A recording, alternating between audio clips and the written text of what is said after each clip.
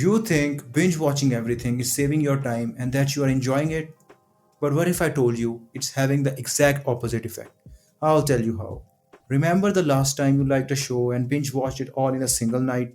Or maybe the entire series in a single week? Most of you have probably done that. And I have done that too in the past. But only recently I stopped doing it and it actually changed my life for good.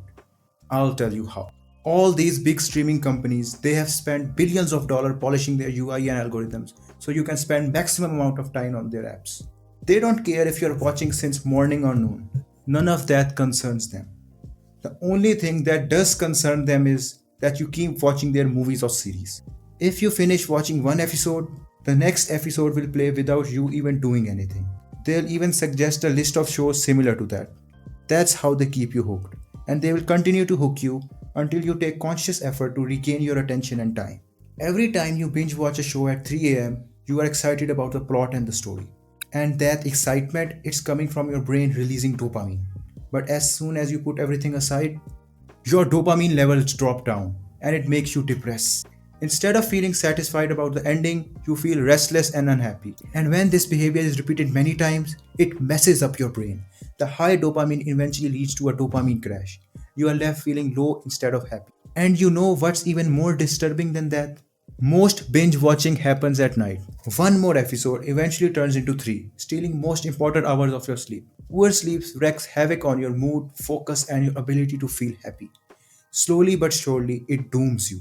A lot of us binge not because we love the show, but to escape from boredom, stress, and problem we don't want to face.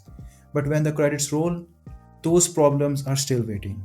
Nothing changes. It just makes us escape the current moment. You were never meant to be glued to your screen all day.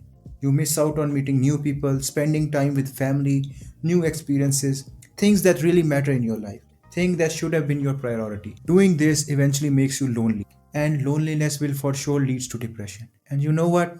That screen can't love you back.